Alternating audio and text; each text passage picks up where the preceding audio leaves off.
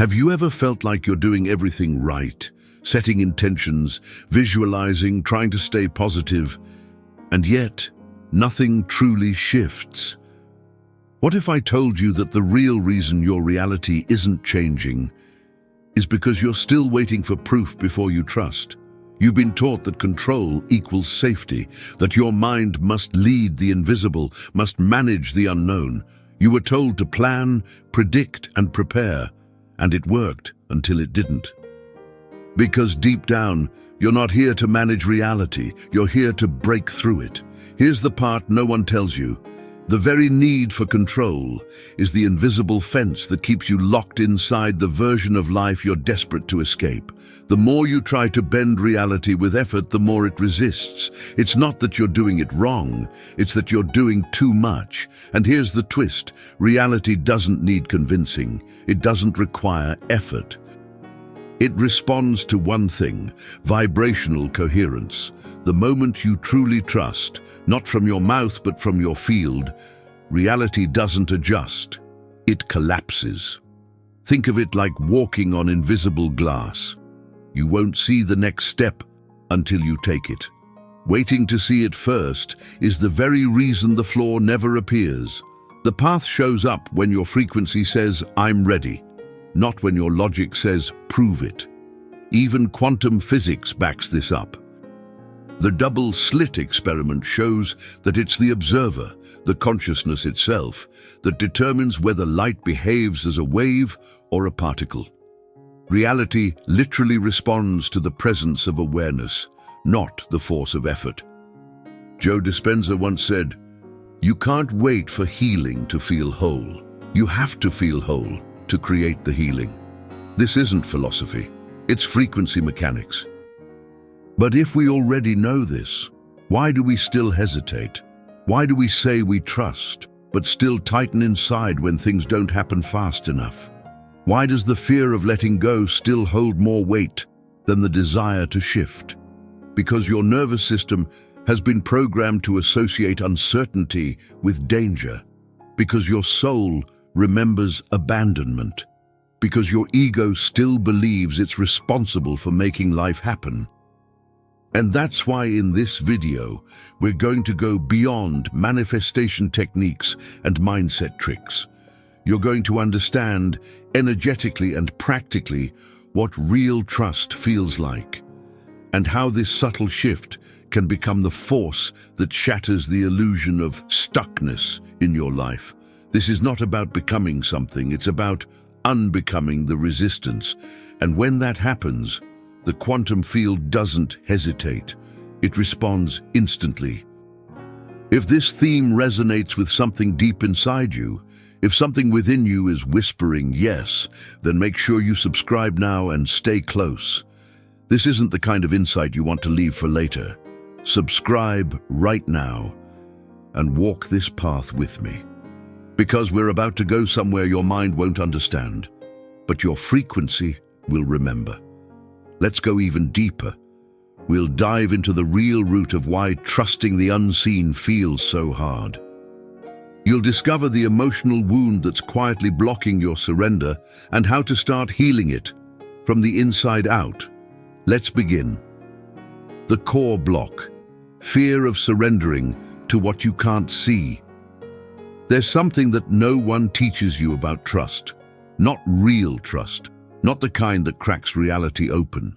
We speak of surrender like it's a concept, a mindset, something you decide.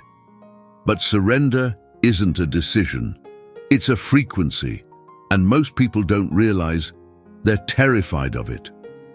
You may say you trust the universe. You may light candles, set intentions, repeat mantras, but deep down, when it's just you and your silence, does your body relax into the unknown? Or does it still clench, waiting for confirmation? Let me say it clearly. The greatest block between you and a reality-shifting moment is the fear of releasing the illusion of control.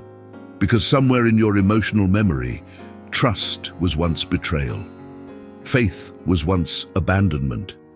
You hoped once, and it hurt.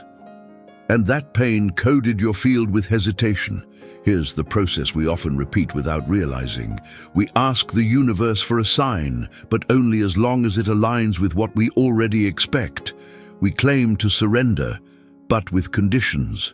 We speak the words, but our nervous system still trembles in the silence. But what if the most powerful truth was hiding where you never thought to look? Imagine a child learning to swim. At first, they grip the edge, afraid to float. They can know, logically, that the water will hold them, but until their body feels that truth, they will never let go. Trust, in its essence, is not knowing about the field. It's allowing yourself to be held by it. Let's go deeper.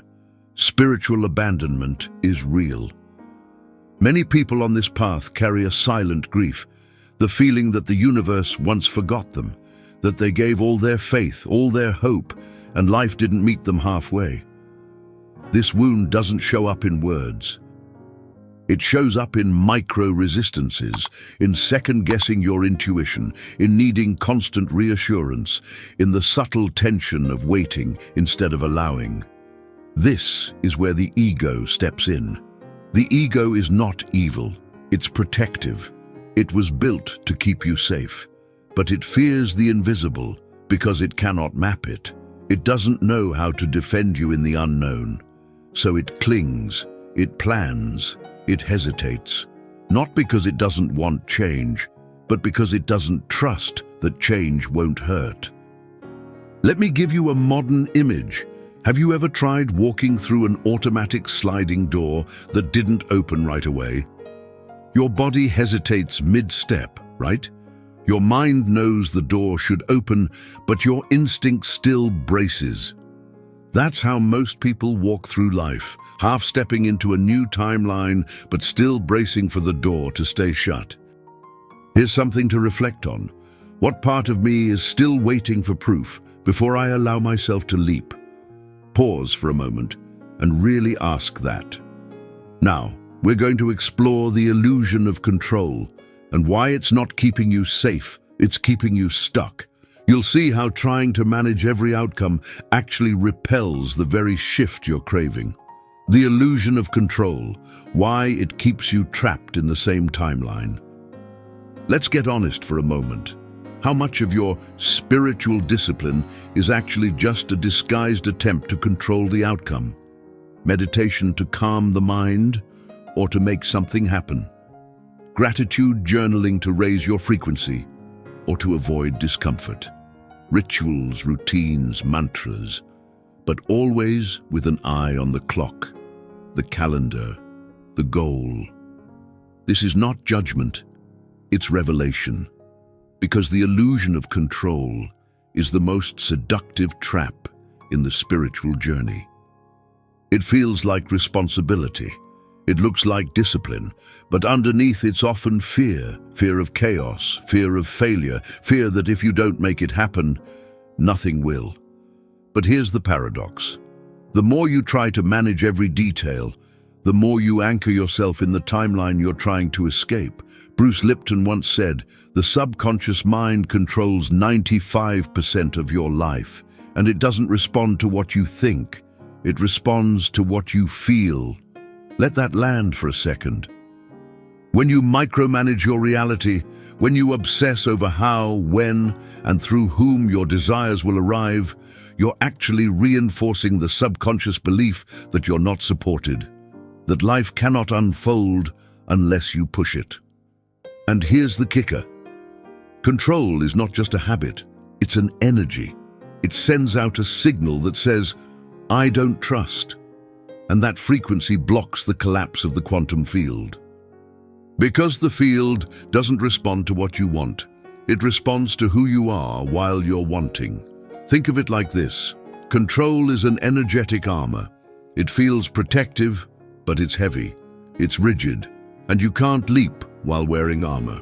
You can't fly while gripping the edge of the cliff. Let me give you an example from real life. Have you ever tried to plan a conversation in your head, exactly what you'll say, how the other person will respond, how you'll handle every outcome, only to find that the real conversation flows in a completely different direction? That's what the quantum field does with your life. It bends when you release the script.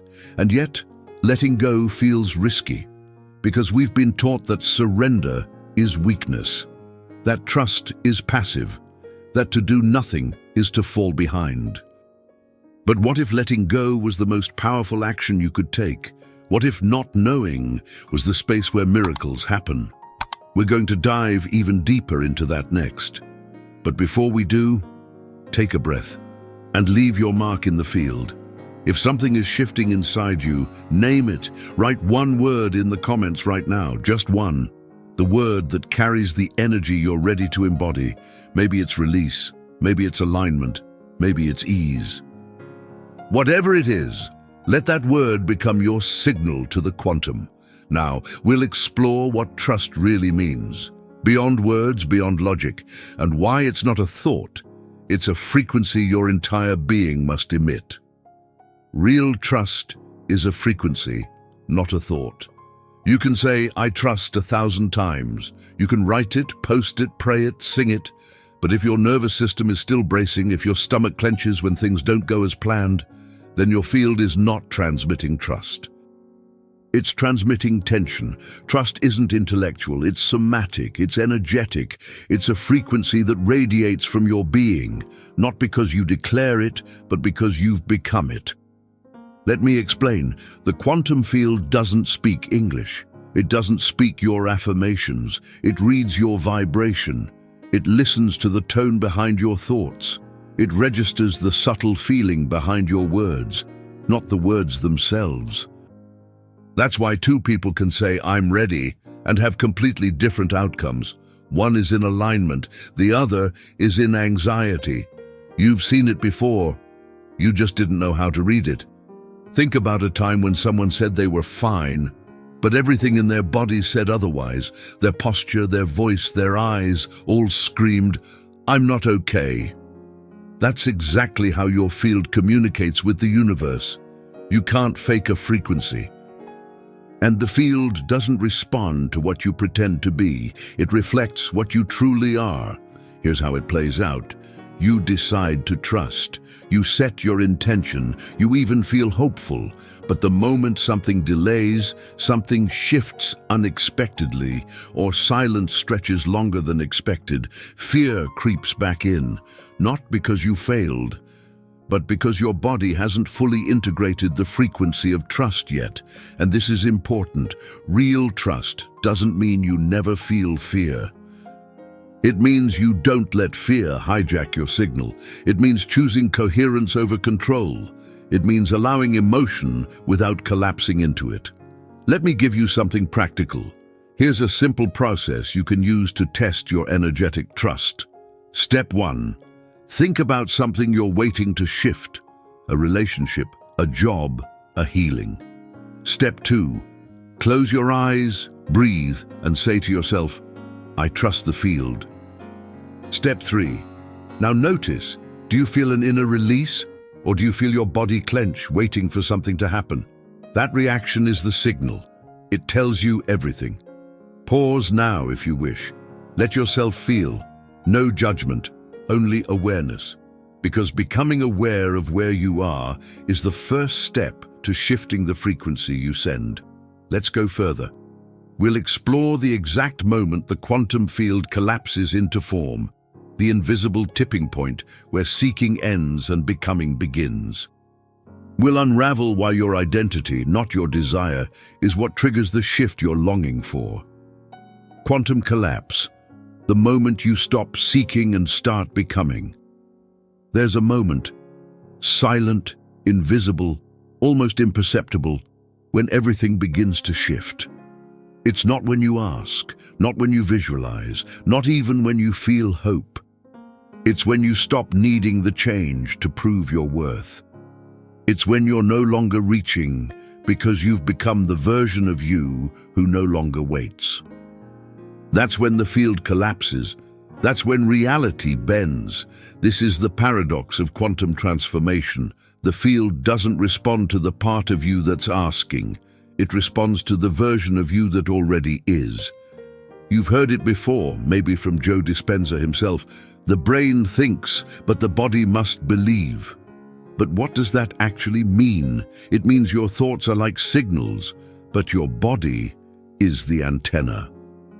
And unless your thoughts and body are tuned to the same station, the signal doesn't transmit.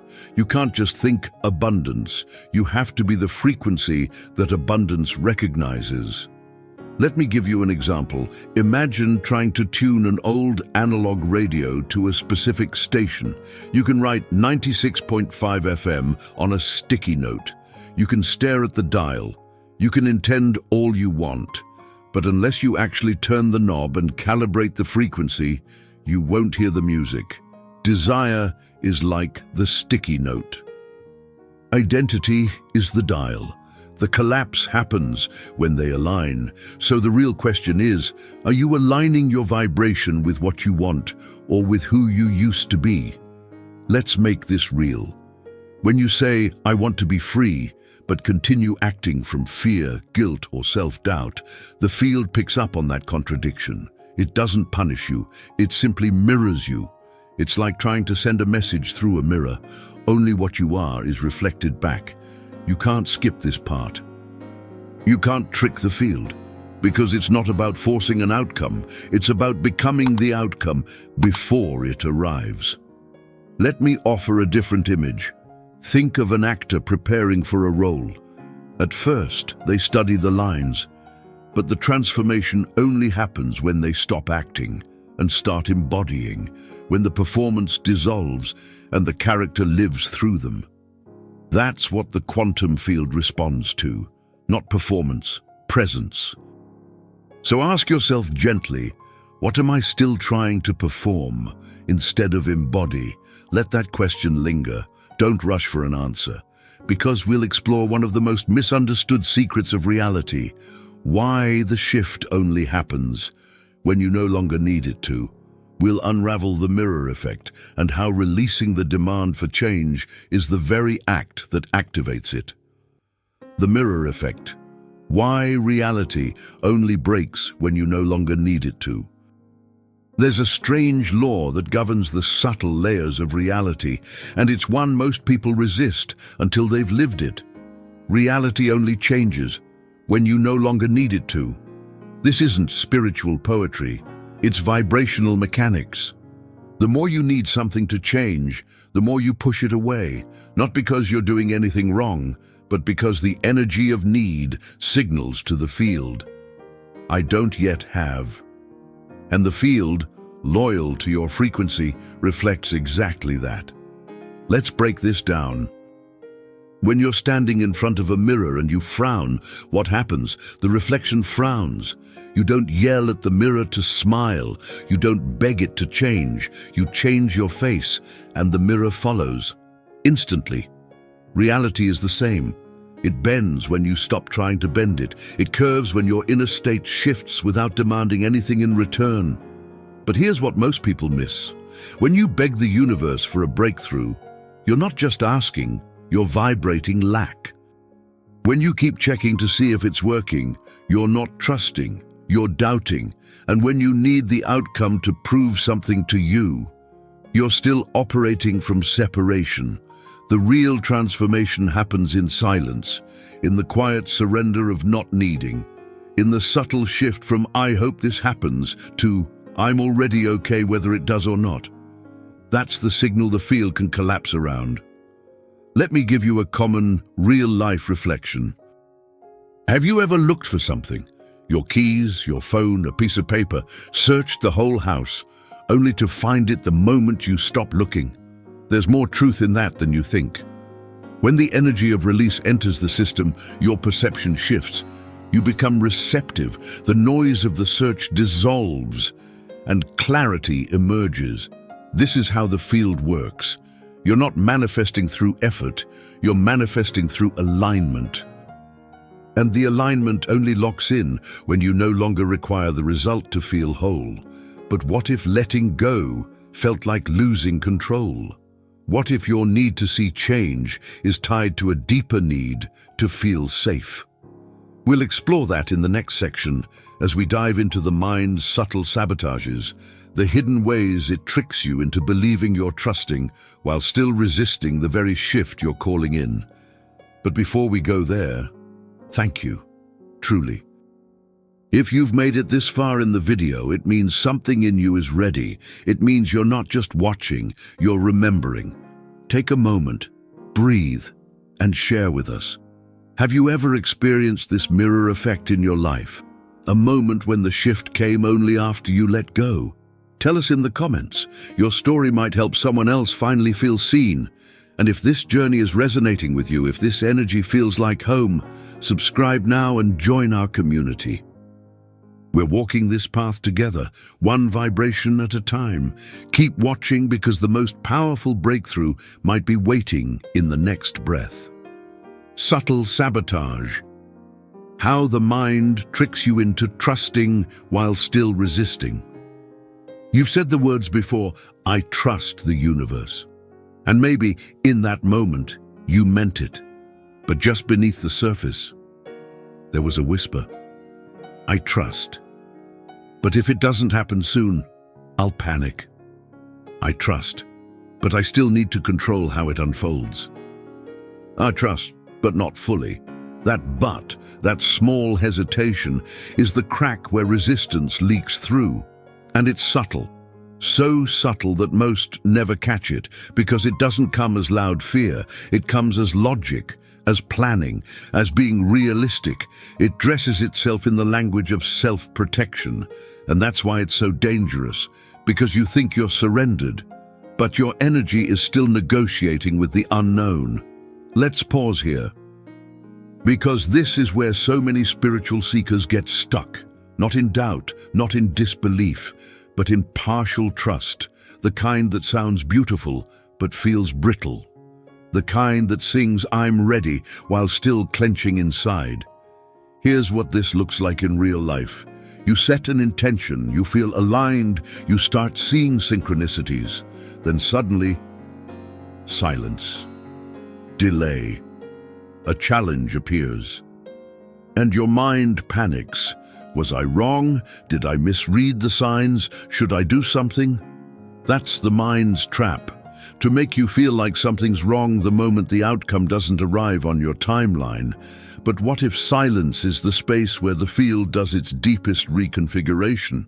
What if the waiting isn't punishment, but preparation? Let me give you a simple way to detect this subtle sabotage. First, notice your body's reaction when things don't happen on schedule. Do you stay open or do you tighten?